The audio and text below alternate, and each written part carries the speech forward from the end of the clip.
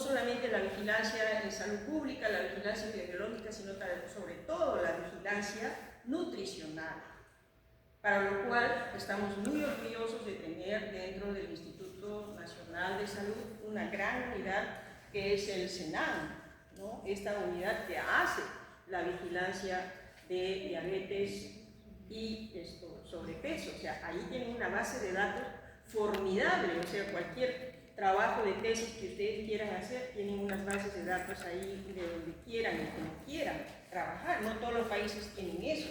Y tienen un grupo de profesionales que son nutricionistas y profesores de ustedes también, que trabajan en esa unidad, en el Instituto Nacional de Salud. O sea, tendría mucha facilidad de tener acceso a sus bases de datos y además consultas.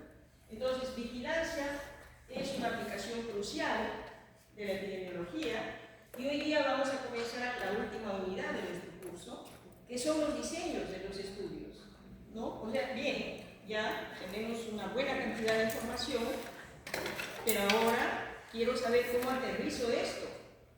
¿Qué hago con toda esa información? Y entonces, ustedes a estas alturas van a estar ya pensando que sus preocupaciones en el tema de salud, desde el punto de vista de su profesión, van a tener temas que les interesan más o menos, o problemas que les interesa a ustedes abordar. El diseño de los estudios de investigación, entonces, sirve para que ustedes puedan llevar una situación que les preocupa a la práctica de la creación del conocimiento científico. El diseño de los estudios de investigación traduce el problema que les preocupa a un objetivo del estudio. Ese objetivo del estudio se transforma luego en una pregunta, pues, la pregunta de investigación, el objetivo, a una metodología de investigación y a la ejecución de la investigación. Entonces, estas sesiones que vamos a tener en esta y 3 más, se va a tratar de ver qué diseño corresponde a la preocupación que yo tengo. Yo quiero estudiar, qué sé yo, la importancia, por ejemplo, actual de la mortalidad materna, ¿no?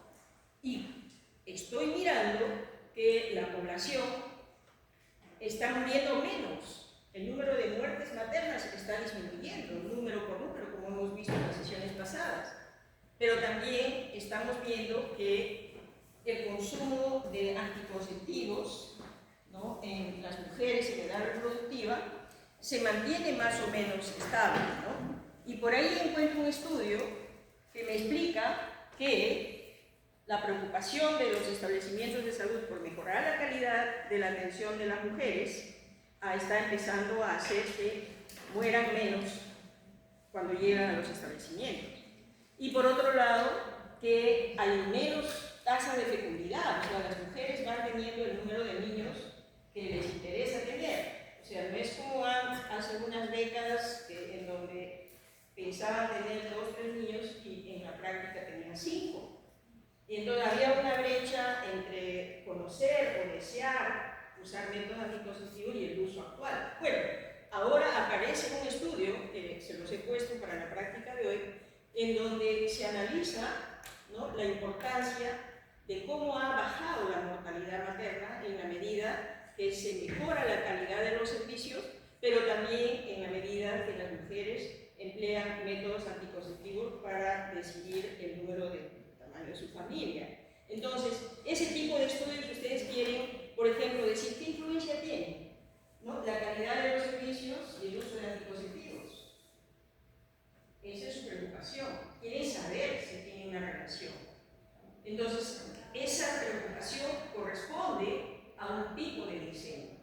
Como vamos a ver hoy día, probablemente ese es un estudio observacional, ¿no?, transversal, porque depende de bases de datos que yo tengo en determinado modo. De eso se trata nuestro curso hoy día, ¿ya? De ver que dependiendo de la preocupación que ustedes tengan, analicen qué tipo de diseño les corresponde. Porque al diseño que le corresponde significa tener una metodología y ya un plan de trabajo en campo. Esa es la importancia de nuestra sesión de hoy día. Ver que si algo les preocupa para su tema de tesis, esa preocupación tiene que traducirse en una pregunta de investigación. ¿Qué es de esa situación problemática que me estoy planteando? ¿No? ¿Por qué no está bajando la anemia? Por decir, ¿por qué salen nuevamente cifras y no cambia la anemia? ¿Por qué no cambia en determinadas regiones? ¿Por qué cambia en otras regiones? O sea, dependiendo de lo que yo me intereso, establezco un problema a abordar y, como dice ahí, el problema se transforma en la pregunta de investigación. ¿Ok? Dependiendo de cuán perfilado tenga mi problema, especificado tenga el problema, va a ser más fácil hacer la pregunta de investigación y hacer el objetivo de la investigación. Si es muy vago, muy general, no voy a poder hacer nada.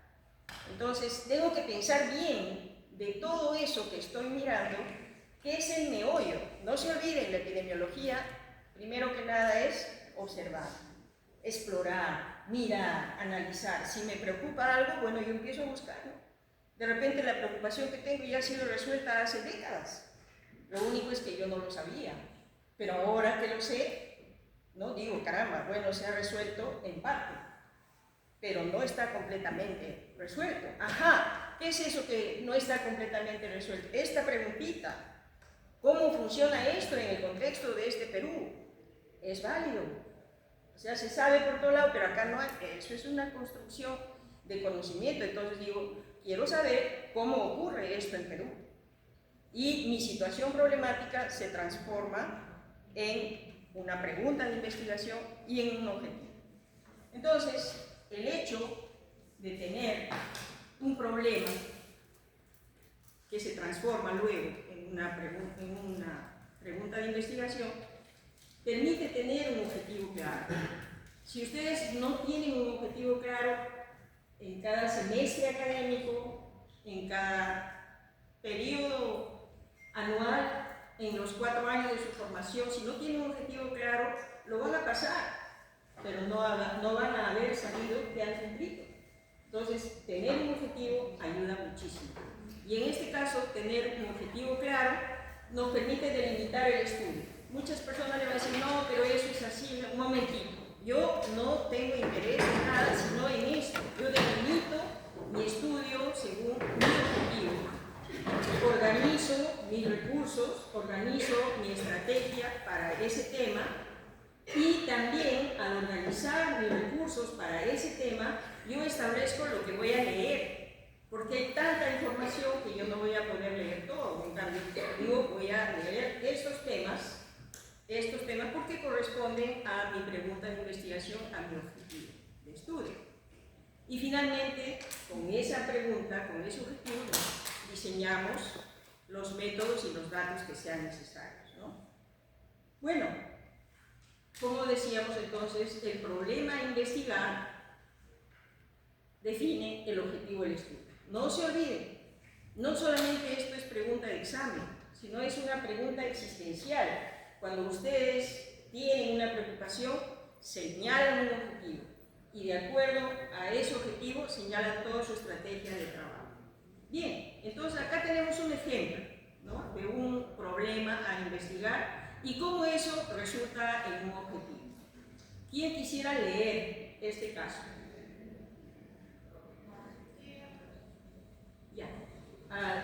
¿Cómo es tu nombre, por favor? Y luego tú completas en la parte. Sí, adelante. Fuerte, por favor. ¿Quién está consumiendo productos sintéticos en Perú? Durante décadas, la información sobre el papel de una buena alimentación para gozar de buena salud se ha fortalecido con base en evidencia científica del más alto nivel. Una buena alimentación se logra a través de una dieta equilibrada y la adopción de buenos hábitos alimenticios. En el Perú, se ha observado que adaptarse a una dieta equilibrada no suele ser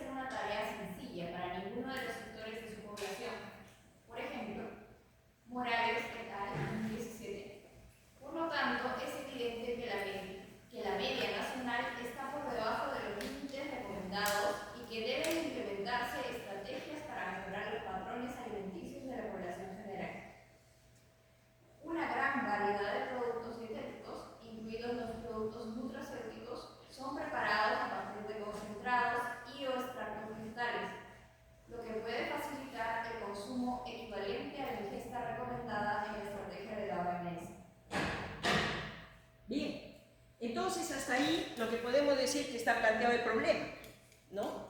Dice, tenemos que hay un problema de mantener una buena alimentación. Segundo, es que es muy difícil para la mayor parte de la población mantener una dieta. Y tercero, dice, acá hay unos equivalentes. Hay una ciencia que está mezclando todo lo que se necesita en pequeños compuestos y está en crecimiento. Entonces queremos ver quiénes están consumiendo esas dietas nutritivas. Ya está planteado el problema, pero se dan cuenta del orden lógico, ¿no? De cómo llega a su situación problemática, que es que ella quiere saber quién está consumiendo, para probablemente saber después si tiene los recursos, etc. Entonces, de esa situación problemática sale su objetivo del estudio. Ahora sí, tú nos puedes ver cuál es el objetivo entonces de este estudio, que deviene de esa lógica.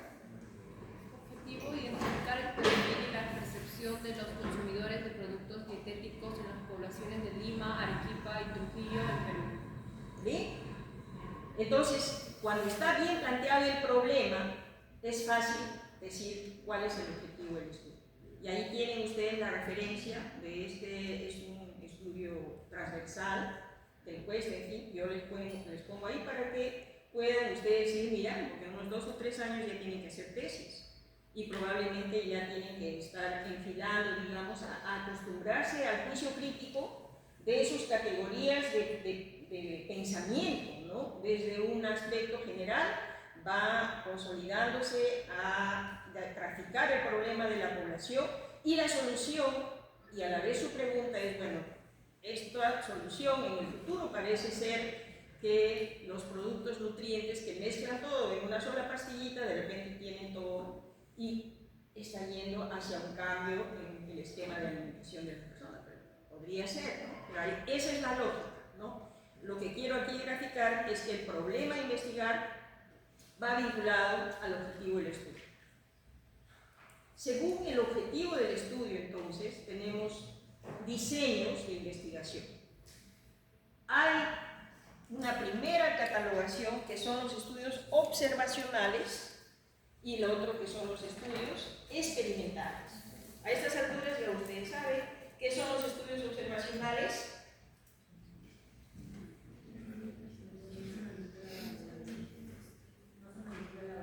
No se toca la variable, yo solo observo, ¿no? Solamente veo lo que está ocurriendo, no toco.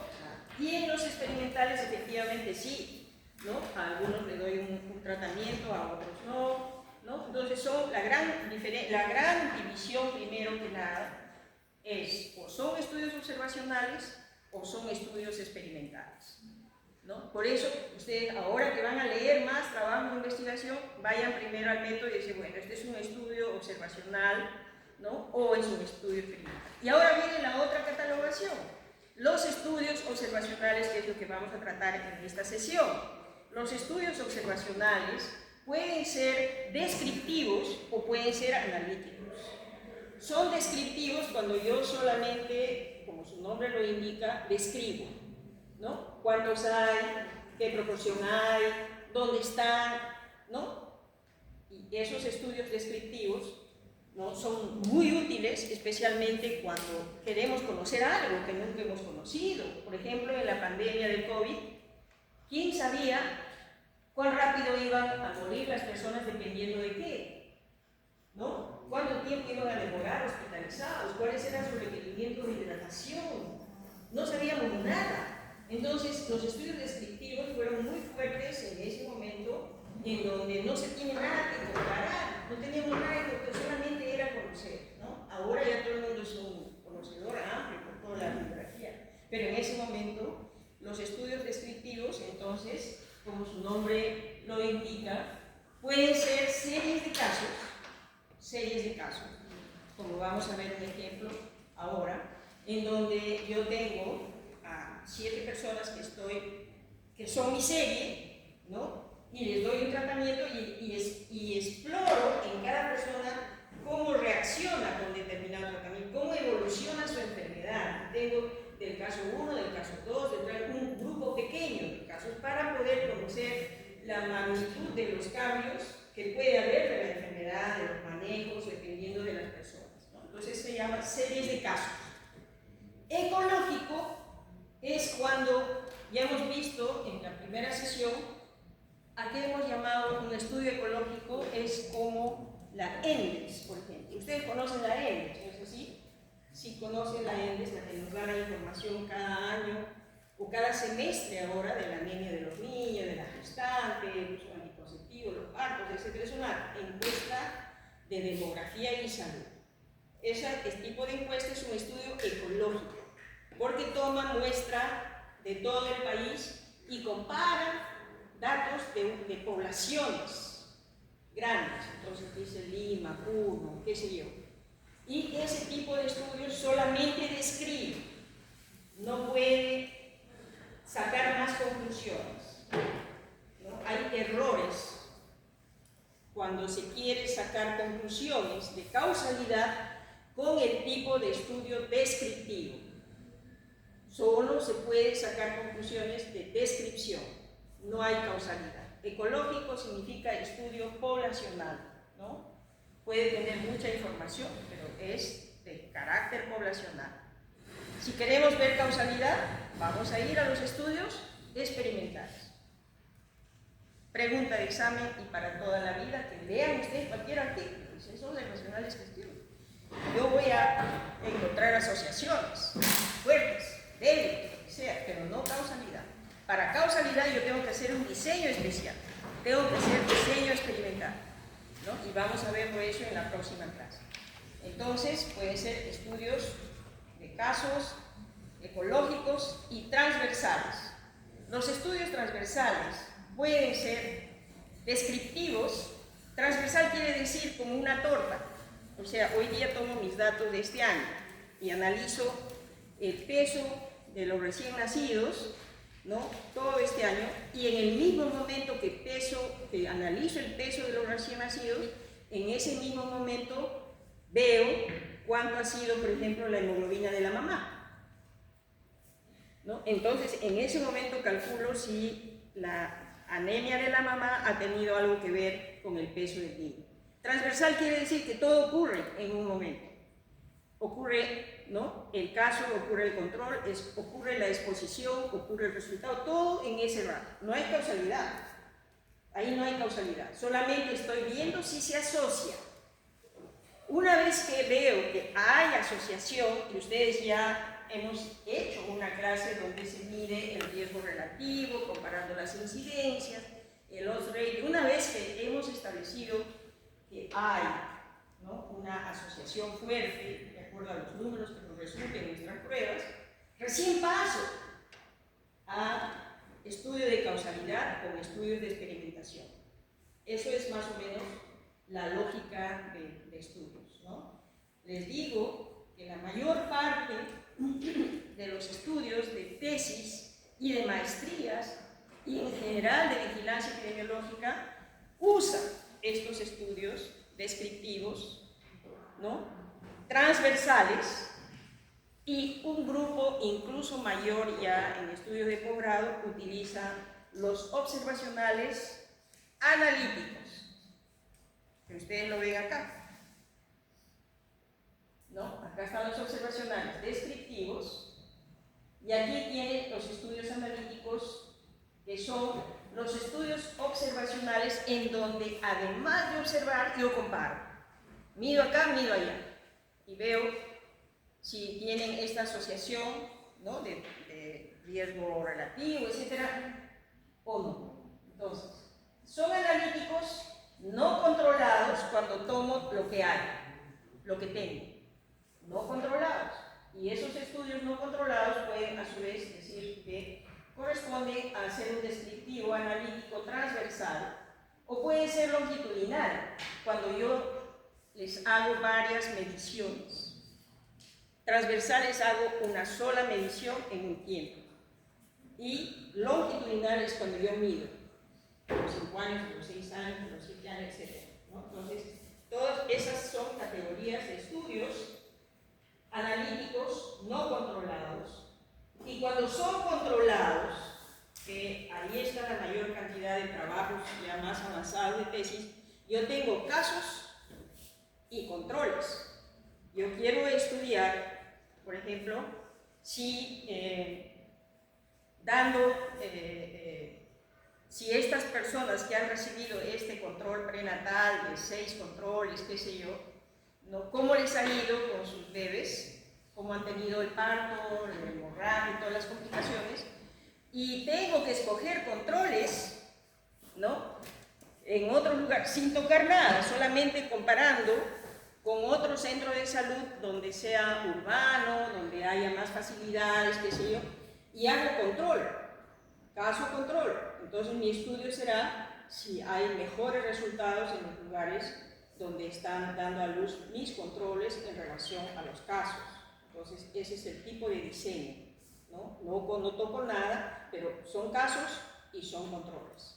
Esos casos y controles, ¿no? Pueden ser también en donde son los casos y controles es cuando uno tiene el problema ya establecido, ya lo tengo, el bajo peso al nacer, y quiero ver si se ha debido a que han recibido tal tipo de control prenatal en este centro o tal otro tipo de control prenatal en el otro centro, ¿no? Entonces ya son casos, son casos y controles. Pero puede ser también que tengan el diseño de cohortes controlados. Entonces, los estudios de cohortes son donde yo no tengo todavía el resultado final. Yo quiero investigar, como el estudio de Framingham, ¿se acuerdan? El estudio de Framingham, en donde yo sigo estudiando a las personas y en el tiempo estoy viendo si están fumando, si están haciendo actividad física, si están teniendo alguna otra complicación de perfil lipídico, qué sé yo, y estoy en esas mediciones, estoy averiguando si ya hay enfermedad cardíaca coronaria. O sea, tengo algunas variables que yo sé que le van a producir enfermedad cardíaca coronaria, pero no sé cuál de ellas lo hará más. Entonces establezco un plan de exposición a las variables y unas mediciones. Eso se llama cohortes. Eso a la gente le someto a estudios de seguimiento.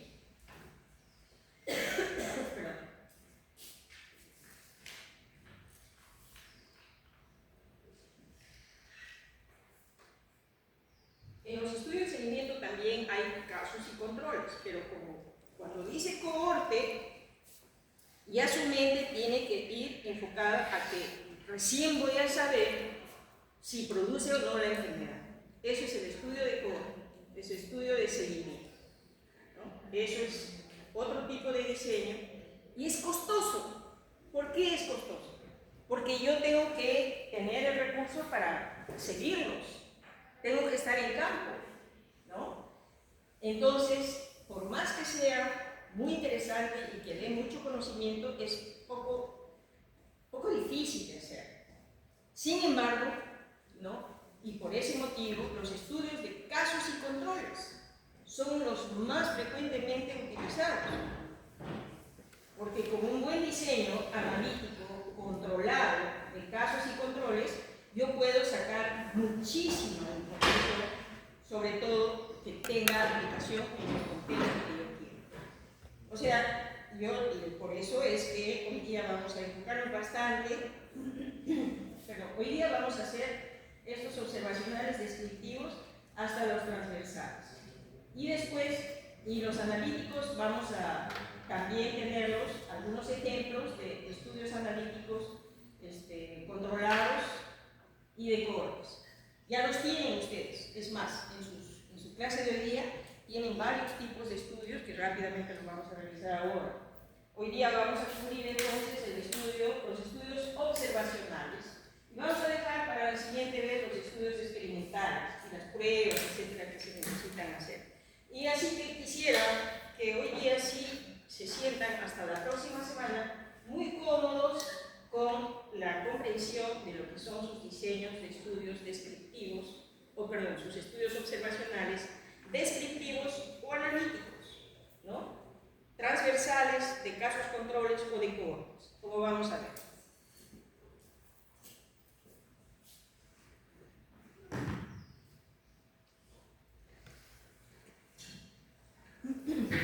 como bien han dicho sus compañeras hace un ratito, en el estudio observacional el investigador observa, registra lo que ocurre según la condición natural o la exposición que hay. No manipula las variables ni asigna intervenciones. La limitación es que hay un posible sesgo, y esa palabra, acuérdense, sesgo, como su nombre indica, es que yo me estoy sesgando, ¿no? Cuando solamente hago mi encuesta y a los que han venido. Es un sesgo, ¿no es así? Porque probablemente el problema sean los que no han venido. O cuando yo pregunto qué han comido ayer y tengo un sesgo de recordación, porque puede ser que las personas estén confundiendo ayer con anteayer, así por el estilo. Entonces, los estudios observacionales tienen un sesgo, posible sesgo, y ahora vamos a ver rápidamente cómo se controlan los sesgos. Puede haber también confusión de variables no controladas. Por ejemplo, si ustedes hacen un estudio y dicen que la anemia está resultando igual, ¿no?, en población de acuerdo a su situación socioeconómica de las personas, y ustedes se ponen a decir qué problema puede haber acá, yo tengo que estratificar por nivel socioeconómico, porque cuando estoy haciendo un análisis de todos los niveles socioeconómicos no estoy calculando que las personas con menos ingresos económicos consumen menos carnes, por decir, o huevos, ¿no?, o otro tipo de proteínas. Entonces, si yo lo estratifico y hago mi análisis por nivel socioeconómico, entonces tengo un factor confusor, ¿no?, para mi explicación de mis variables. Ustedes van a, ¿cómo se van a poder ustedes, qué te puedo decir?, dar cuenta de estos cambios? Leyendo su tema de interés. Les preocupa algo, lean. Ahora hay tanta facilidad, ya hemos hablado de metodología, ¿no? El Plexi, el ISI, el GPT, no sé cuánto. Hay libres, hay de todo, o sea, ya no es como sufrimos nosotros en nuestro tiempo, ya les he explicado tanto, ¿no? Pero ahora los profesores también ya sabemos que los estudiantes tienen esas ventajas.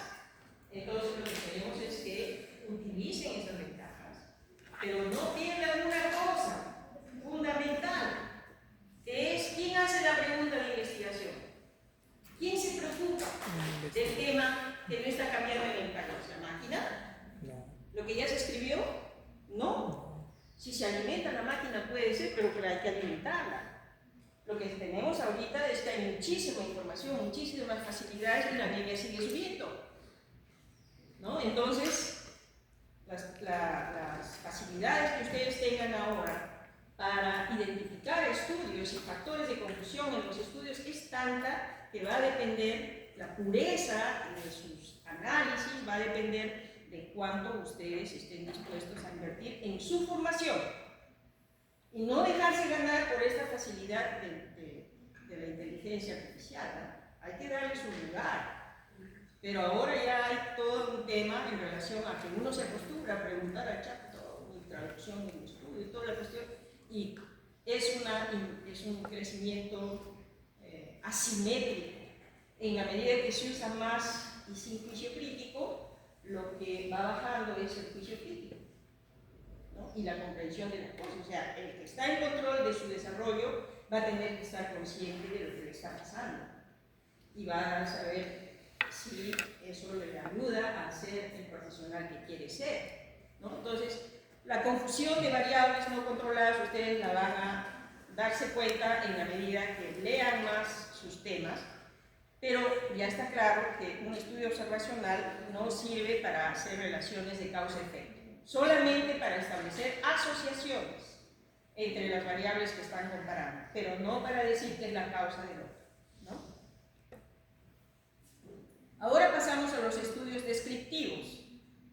Se enfocan a describir quién, dónde, cuándo, ¿no?, qué pasó, y sirven para caracterizar eso, las frecuencias, la distribución rápidamente. Se utilizaron bastante en el COVID durante el inicio de la pandemia para conocer la enfermedad.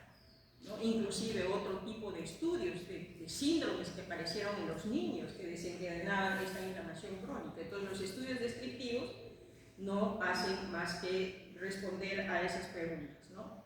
Acá hay un cuadro que no lo voy a leer totalmente, solamente quiero que ustedes vean que acá a la izquierda tenemos los tipos más importantes de estudios descriptivos. Serie de casos, ya les comenté, características del grupo de pacientes con una misma condición, sirve para detectar patrones inusuales, generar hipótesis sobre causas, tratamientos, ¿no? Yo estoy mirando, estoy sacando alguna utilidad de sencillo, rápido, útil para enfermedades nuevas o raras. Podremos comenzar con series de casos. No tiene grupo de comparación, es tal cual como está, no permite medir riesgo ni establecer causalidad.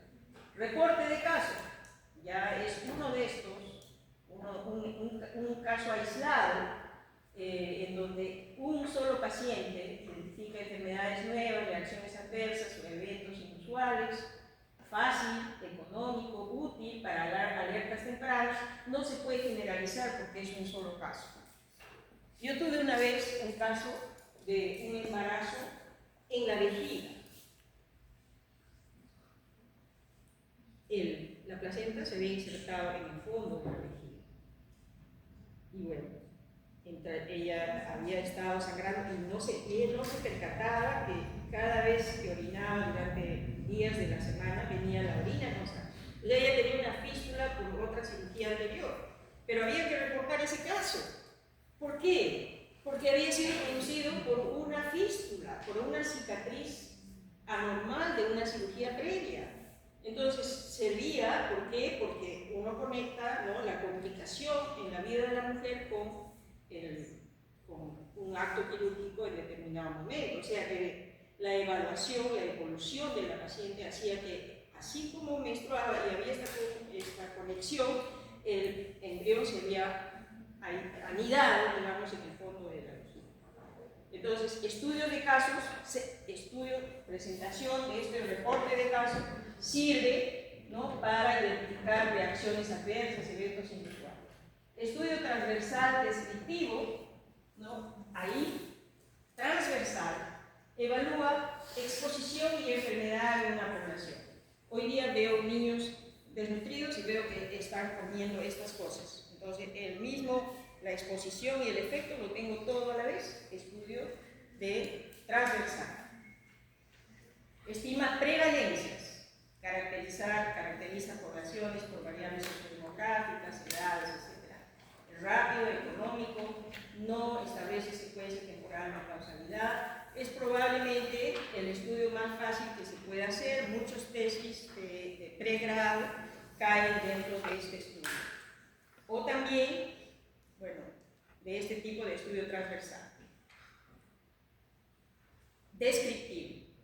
Y los estudios ecológicos como la ENDES, que hemos dicho, que analizan variables o exposiciones a nivel poblacional, no individual. Explora asociaciones de factores ambientales, económicos, comerciales, útil para políticas públicas y vigilancia global.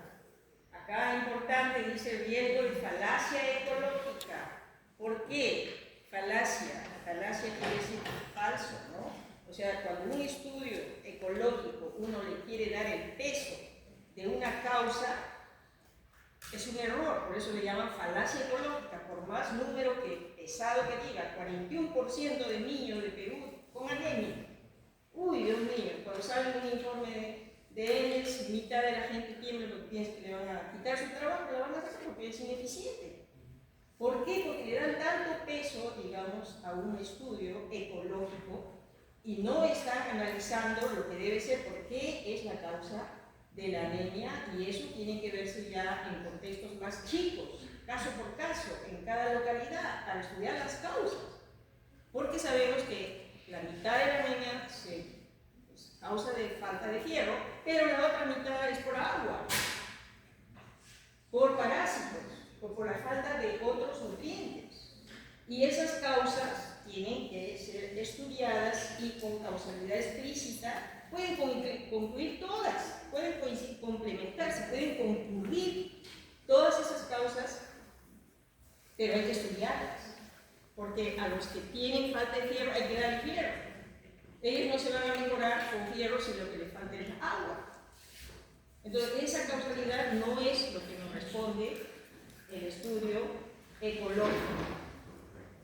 Y ocurre en la falacia ecológica, sobre todo cuando se quiere tomar decisiones a nivel local con un dato que no está hecho para eso, ¿no? En este estudio de serie de casos, ¿qué hora es?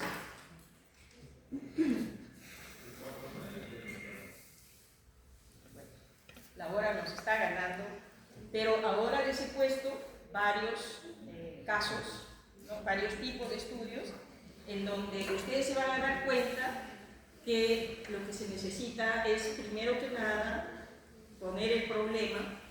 El objetivo del estudio es de estudio descriptivo de serie de casos sobre efectos de la exposición de la realidad virtual sobre los signos vitales en adultos mayores.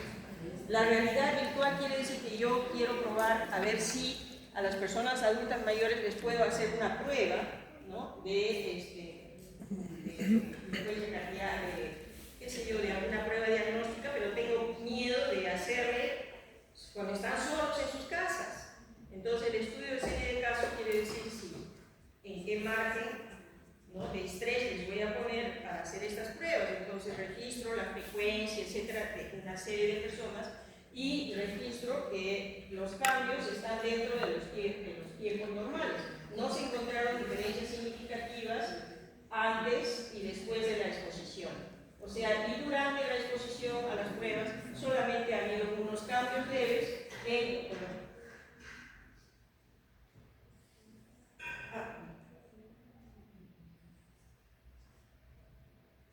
ha habido unos cambios leves en frecuencia cardíaca, etcétera. Acá ustedes no tienen frecuencia cardíaca, respiratoria, ¿no?, la saturación de oxígeno, etcétera, con alguna indicación, pero ha vuelto toda la normalidad. Entonces, este es un típico caso de series de casos, si ustedes quieren profundizar en el diseño de este tipo de casos para sus estudios para adelante. Igual lo del estudio ecológico de ENDES, ya hemos visto las ventajas y las limitaciones, ya lo hemos visto también en clase anterior. El estudio de carga de enfermedad, que está basado en las historias clínicas y en los recuentos, también es un ejemplo claro de estudio descriptivo, ¿no? Yo registro las historias clínicas, las consulta externa, hospitalización, etcétera, las fichas de mortalidad y hago mis conclusiones. Es un estudio descriptivo. Acá tenemos un estudio también transversal descriptivo. Es este estudio que les decía, el efecto de la mejora del cuidado de la materno, la disminución de la fecundidad y el uso de contraceptivos, ¿no?, y cómo esto ha dado resultado el uso de contraceptivos y la mejora de la calidad en la disminución de la mortalidad materna, ¿no? Entonces acá lo tienen. 61% de la reducción global de mortalidad es atribuible a mejoras en la atención de la maternidad y 38% atribuible a la reducción de la fertilidad. O sea, entre la calidad del servicio y el uso de anticonceptivos ha ido bajando constantemente la cifra de mortalidad materna, ¿no? Ahora, en nuestro país, ¿qué significado tiene? Este estudio de Lancet ha salido recién anteayer, recién lo ha publicado en línea hace poco tiempo. Pero en nuestro país, por ejemplo, la importancia de este estudio es que no cambiamos el uso de los métodos anticonceptivos. Entonces, dependiendo de la audiencia, sirve para tomar decisiones. La utilidad de los servicios, de los estudios descriptivos, ya saben, para la vigilancia epidemiológica, para la priorización sanitaria en números grandes, para generar hipótesis que después van a ir a estudios analíticos posteriores, para evaluar programas. Hay ventajas, son simples, rápidos, requieren menos recursos, sirve para planificar la salud y tiene una visión panorámica, ¿no?, de la situación. Pero las limitaciones es que no establece relaciones de causa-efecto, hay posibles sesgos de medición y selección, dependen, ojo, de la calidad de registros o encuestas. O sea, si mis datos en el hospital no están bien, yo puedo estar tomando decisiones o asumiendo que está bien hecho cuando no es así. Y los estudios descriptivos no controlan las variables de confusión, ¿no? ¿Por qué? Porque no estoy analizando. El análisis para descartar factores de confusión es estratificando los grupos, ¿no? Y midiendo a cada uno, ya es parte de un estudio analítico.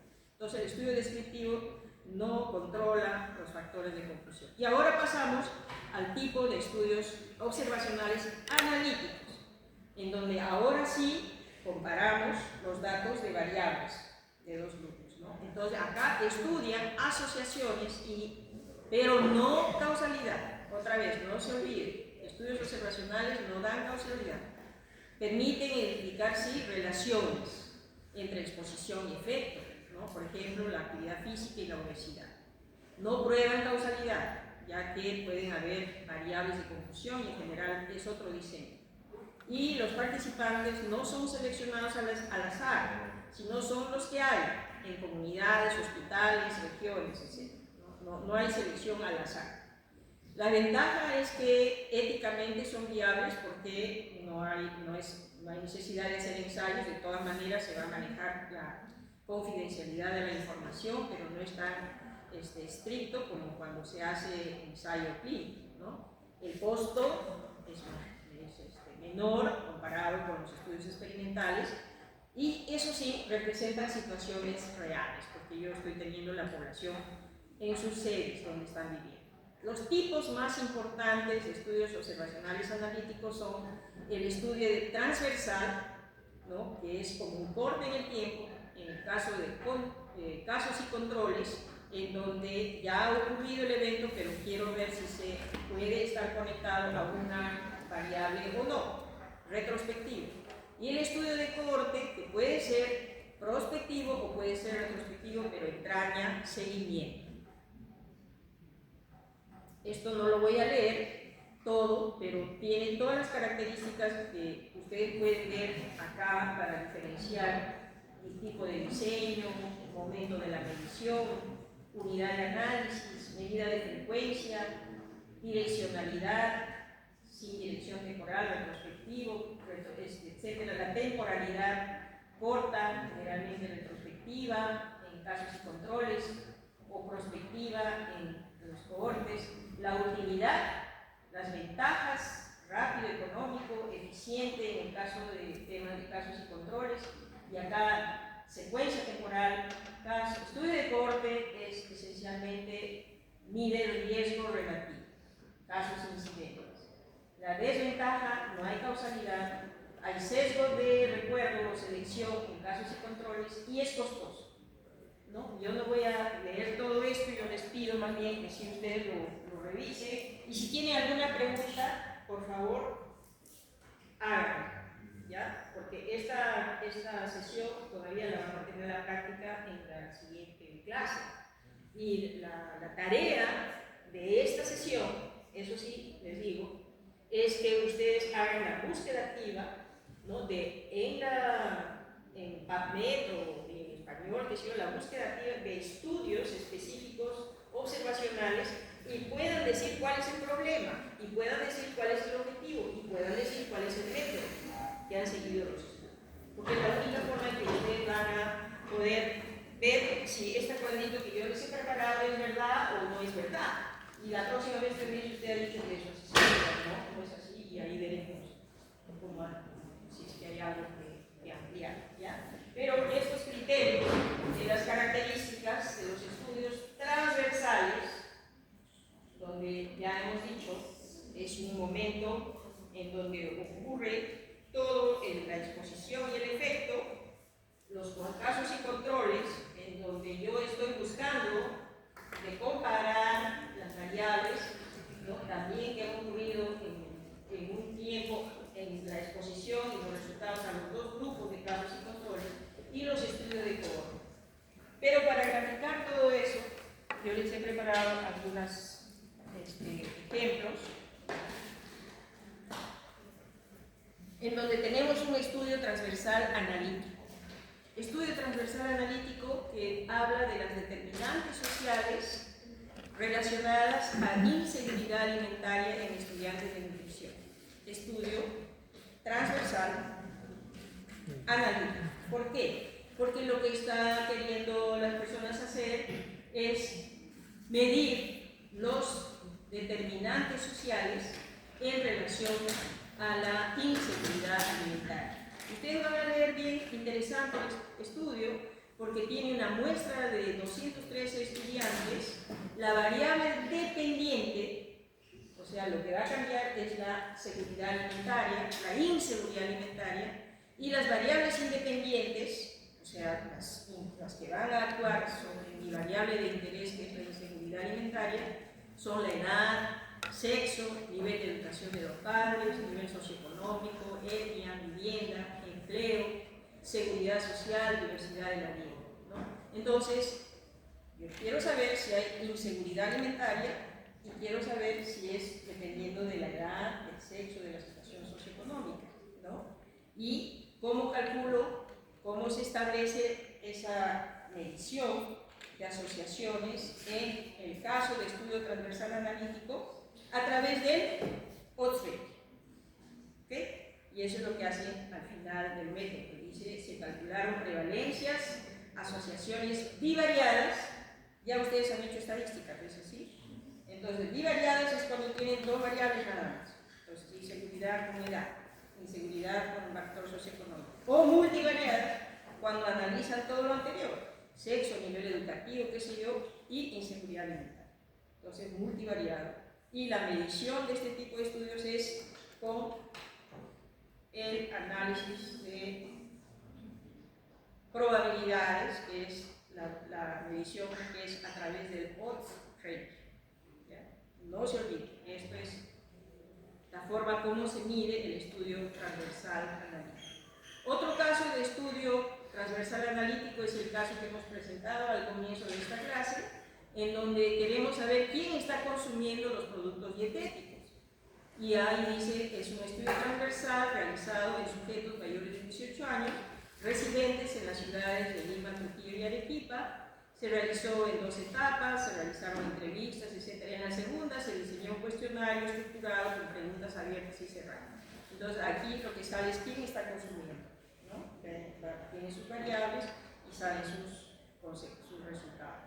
Acá tenemos un estudio bien interesante, observacional, de cohorte retrospectivo. Miren, es un estudio de cohorte basado en atención atención primaria en comunidad, de los efectos de la calidad de los medicamentos administrados para el manejo de diabetes e hipertensión. O sea, en un estudio de cohorte retrospectivo, como ustedes están viendo en la descripción, se tiene que se comparan los estudios, los efectos de la fidelidad del tratamiento al tratamiento, que son de hipertensión y de diabetes, y fueron comparados a las observaciones que se dieron en una clínica en 2 comunidades, ¿no? Entonces, es un estudio de cohorte retrospectivo, o sea, tengo 2 localidades y en ambas localidades quiero ver cómo está haciendo la práctica de tomar su medicación de diabetes o de hipertensión, ¿no? Les he puesto la referencia ahí para que puedan chequear que siguieron, hay un dato importante, el problema de diabetes e hipertensión por 27 meses, ¿no? Por eso es un estudio de cohorte. O sea, yo empecé a mirarlos 27 meses antes y tengo una forma cómo ha evolucionado, porque lo que estoy mirando es cómo se ha administrado el tratamiento en estos 2 grupos. Les invito a que lean bien este artículo con más detalle, pero ese es típico de un estudio observacional de cohorte prospectivo, y aquí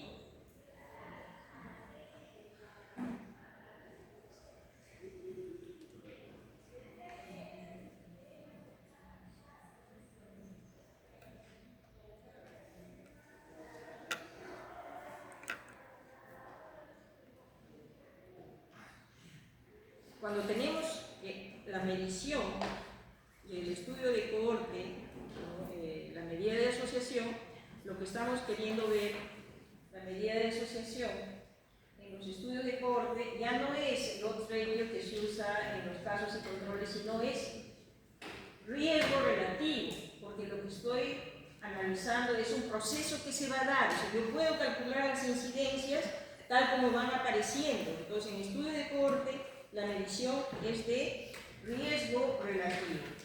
Estoy midiendo tasas de riesgo atribuible, incidencias de nuevos casos que van apareciendo. Entonces, eso les vuelvo a pedir que lo vamos a reforzar en las prácticas, pero no va a ser nada más fácil de explicarse que ustedes leyendo en profundidad los artículos, ¿ya? Este ejemplo que les he puesto es de un estudio de cohorte retrospectivo y se va a medir con riesgo relativo. Igual es este nuevo estudio que acaba también de salir recientemente, que es un estudio que deviene de la pandemia del Perú, ¿no? En donde se han analizado en forma retrospectiva, un estudio observacional, 2.049 muestras, ¿no? de estudio de genes de carbapenemase, que es un antibiótico muy fuerte que se ha usado mucho durante la pandemia. Entonces, lo que los investigadores quieren saber es si es que en la pandemia ya había este gen de la resistencia antimicrobiana a este antibiótico tan fuerte que se ha utilizado durante la pandemia. Y ustedes están viendo este resultado. Les invito a que lean este artículo que está hecho por gente de nuestro país, el Instituto Nacional de Salud, con el seguimiento de este estudio observacional retrospectivo, y lo que demuestra es que los genes de la carbapenemase se detectaron en 1.735 muestras que equivalieron al 84% de las pruebas. Yo les invito a que las lean, inviertan una media horita, van a aprender un montón. ¿Qué quiere decir? Que tenemos una cantidad de genes de para este antibiótico que hace casi imposible que si le damos a las personas hoy día este antibiótico no le va a hacer efecto. O sea, tenemos un tremendo problema heredado de la pandemia, que es la resistencia a los antibióticos más fuertes que hoy día tenemos en el planeta. Porque descubrir un antibiótico, imagínense cuánto tiempo tiene, y descubrir que en nuestra realidad se ha desarrollado este tipo de resistencia y que nosotros vamos a una cosa complicada, una neumonía, ya carbenape, todo el mundo tiene, y tiene efectos secundarios, ¿no? Entonces yo les traigo para que ustedes conecten la importancia de los diseños y que no es cirugía del cerebro ni ciencia del espacio, es cuestión de mirar nomás cuál es el problema que los investigadores han querido resolver. Y a partir del problema que quieren resolver, lo que es su preocupación de ellos en el Instituto Nacional de Salud, es ver si hay resistencia o no a los antimicrobianos. Eso es su preocupación. Y en la pandemia le han dado antibiótico a todo aquel que ha entrado al hospital. Por quítame esta paja, ¿no? Entonces, obviamente, ¿cuánto es esa resistencia? Han querido saber.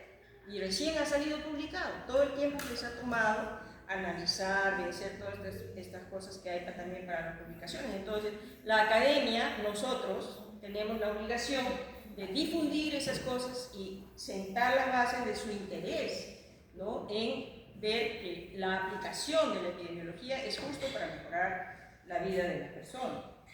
Finalmente, este es un estudio, lo he dejado para el final, porque les dije que los estudios de casos y controles son los más frecuentes que ustedes van a ver en su vida universitaria, inclusive hasta sus tesis probablemente, inclusive de maestría. Entonces, los diseños de los estudios de casos y controles son los que ustedes les va a servir muchísimo más, y acá tienen ustedes esa asociación entre macronutrientes, ¿no? Hidratos de carbono, grasas, calorías, y la obesidad en la infancia y adolescencia, estudio de casos y controles. La alta prevalencia, ahí viene el problema, la alta prevalencia de obesidad infantil en España, su posible consecuencia, hace de esta enfermedad un problema prioritario. Ahí está el planteamiento del problema. Por tanto, el objetivo del estudio es valorar, mediante un estudio epidemiológico de casos y controles, la asociación entre la composición en macronutrientes y la obesidad en una muestra de niños y adolescentes navarros de 5 a 18 años. ¿Qué se hizo? Se reclutaron 178 niños y adolescentes obesos en Navarra. Los controles fueron emparejados individualmente según edad y sexo. O sea, tuvimos un número de niños obesos y los emparejamos con niños que no eran obesos y empezamos a controlar cuál era su consumo de macronutrientes y su peso que habían ganado. Les invito nuevamente a que revisen este estudio. Finalmente, para la sesión de hoy, no quería dejar, ¿no?, de conversar para que ustedes también sigan su búsqueda en lo que son los sesgos. Ya hemos empezado a hablar un poco de los sesgos en las encuestas, en las respuestas, en las entrevistas. Sesgo de no respuesta porque no quiere contestar la persona. O puede ser de incidencia prevalencia, es decir, si solamente estoy preguntando con este grupo cosas de si ve bien, ¿por qué todas las luces la tienen en este lado? Asumamos que allá no tienen luz. Entonces, si yo estoy buscando mis casos donde hay más luz, obviamente voy a tener otro resultado. Es un sesgo, ¿no?, de prevalencia e incidencia. O pérdida de seguimiento. O sea, tomo un número de personas de este grupo y tomo otro número de personas, pero de aquí es muy lejos, o hay mucha huelga, acá hay una huelga, acá vienen a los controles, acá no vienen, o sea, pérdida de vista, pérdida de seguimiento, otro sesgo. Entonces, yo tengo mis resultados, pero no estoy calculando toda la gente que puede. Yo no he hecho nada.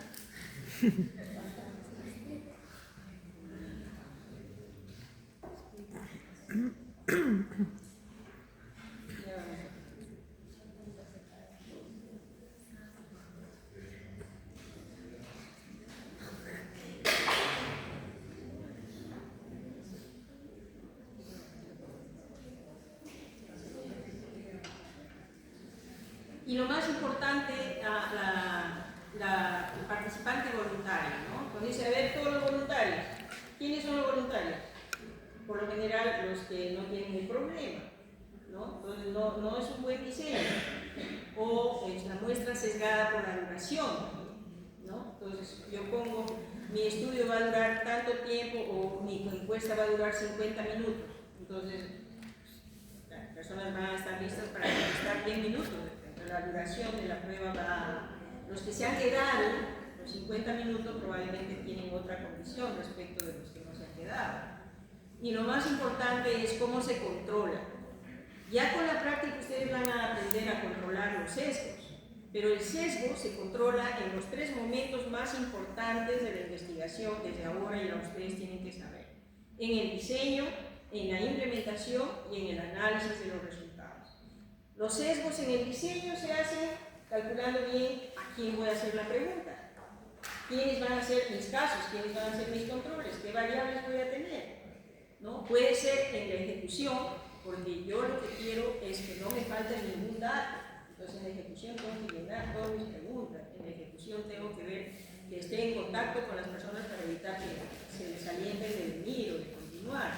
Y en el análisis, cuando ya tengo mis resultados, tengo que ver que la estratificación, en caso de que haya pasado ya algún sesgo, entonces yo, si es que es un caso de estado socioeconómico que me va a definir si come carne o no, yo mido el efecto por el estado socioeconómico y con eso se va a corregir. Entonces, son temas que ya ustedes, como les digo, van a poder, estamos recién exponiéndonos a este tipo de estudios y que no puede ser con más profundidad, excepto cuando ustedes ya vayan a hacer sus trabajos de tesis, que sí, ustedes van a revisar sus apuntitos, pero desde ahora yo les digo que sí se interesen, porque si quieren hacer una contribución a nuestro país desde una profesión como la suya, que ya lo hemos hablado varias veces, ¿no?